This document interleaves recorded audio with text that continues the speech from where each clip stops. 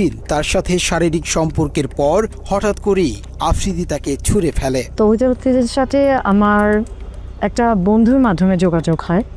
তো ও আমাকে বিভিন্ন রকমের সহায়তার হেল্পেরই দেখায়, যে আমাকে আশ্বাস দেয় যে আমাকে কন্টেন্ট ক্রিয়েট করতেও আমাকে হেল্প করবে।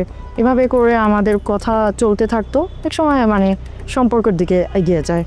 ভুক্তভোগী ওই নারী শেষ পর্যন্ত চেষ্টা করেছিল আফ্রিদির সাথে সংসার করবার, কিন্তু ডিবি অফিসে ডেকে নিয়ে তাকে গায়েব করে দেওয়ার হুমকি দেয়া হয়। তারপর আফ্রিদির সাথে সংসারের স্বপ্ন শেষ হয়ে যায় তার। সবশেষ আফ্রিদির সাথে তার সম্পর্কের বিষয়টি সোশ্যাল মিডিয়াতে প্রকাশের হুমকি দিলে আফ্রিদি তাকে উল্টো হুমকি দেয় মুনিয়ার মতো পৃথিবী থেকে সরিয়ে দেয়ার। আমি জানতে পারি যে বিভিন্ন মেয়েদের সাথে ওর সম্পর্ক আছে, ইভেন মুনিয়া নামে যে একটা মেয়ে আছে ওর সাথে ওর সম্পর্ক। তো আমি এটা জেনে ওর সাথে আমি একটু রাগারাগি করি, কারণ এটা স্বাভাবিক, আমার একটু খারাপ লাগতেই পারে, আমি যেহেতু ওকে ভালোবেসে ফেলেছি। তো ওকে আমি বলার পরেও আমার সাথে খুব বাজেভাবে রিয়াক্ট নেয়। বলে যে একসময় এরকম বলে যে মুনিয়ার যেরকম অবস্থা হয়েছে আমারও ঠিক সেরকম অবস্থা হবে, মানে ইনডিরেক্টলি ও আমাকে ভোটটার হুমকি দেয়।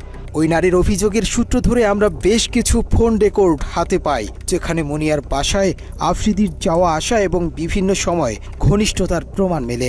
মুনিয়ার সাথে আফ্রিদির ঘনিষ্ঠতা এবং আরেক প্রেমিকার বক্তব্য মেলালে মুনিয়ার হত্যার রহস্য অন্যদিকে মোড় নিতে পারে। কি জানি মাত্র বললাম, এটা রিপিট করো। বলছে রসকস থাকবে না, মানে তুমি টাইম দিবা না, এটা তো আছেই। ও রসকস থাকবে না বিয়ের পর, বিয়ের আগেই রসকস না, বিয়ের পর তো আরো দূরের কথা। ঠিক আছে, উনি কিভাবে বললো? ওনাকে আমি কি তোমার উপরে কিচ্ছু। হ্যালো, হ্যাঁ কোথায় তুমি? হ্যালো, হ্যাঁ কই, কি করো? এই যে আমি রাত্রেবেলার মধ্যে আসছি।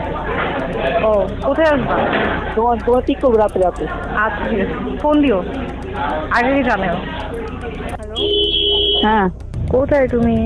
অফিস কাজে। অফিসে গাড়ি চালাও? না অফিস। আচ্ছা তো এখন কি করবো বলো একটু। কি করবো মানে বুঝিনি। মানে আজকে দেখা করবেন আমার সাথে একটু? রাত্রে দেখো, চলো। আচ্ছা, শেষ ফোন করে দিও। এসো। না আমি মানে মাত্র ইন্টারকন্টিনেন্টাল থেকে বেরোচ্ছি। হ্যাঁ, আমার কথা হচ্ছে আমি আসতে পারবো, কোনো সমস্যা নেই, কিন্তু আমি একটু ড্রাঙ্ক। প্রবলেম হবে? না সমস্যা কি, আচ্ছা ওই কথা বলতে পারো না, ওইটা মাইকাবা। হ্যাঁ বুঝি নাই, সরি। মাইকাবা গাদা কেন? তুমি গাদা কেন? তুমি এত ন্যাচারাল ভাবে কথা বলতে পারতা? হ্যাঁ আমি ন্যাচারালি কথা বলি। হ্যাঁ কি করো? আচ্ছা যাক, একটু 1%। হ্যাঁ এটা আমি একটু জানা রাখলাম। আর এই আমি আসছি এত দুষ্ট কেন তুমি? এসব ছাড়াও ডিবি হারুনের ক্ষমতায় আরেকজনের গার্লফ্রেন্ডকে বাগিয়ে নিয়ে বিয়ে করেছেন আফ্রিদি। শামসুল আরেফিন নামের একজনের সাথে আফ্রিদির বর্তমান বউ রিসার ছিল প্রেমের সম্পর্ক। পরে আরেফিনকে নানাভাবে হুমকি দিয়ে হারুনের দাপটে রিসাকে বিয়ে করে আফ্রিদি। রিসার সাথে আমার সম্পর্ক হয়, আমার থেকে বেশি সেই আমাকে বেশি ভালোবাসতো। হঠাৎ করে আমার একদিন রাতের বেলা, রাত 12টা 12:30টার দিকে ফোন আসে।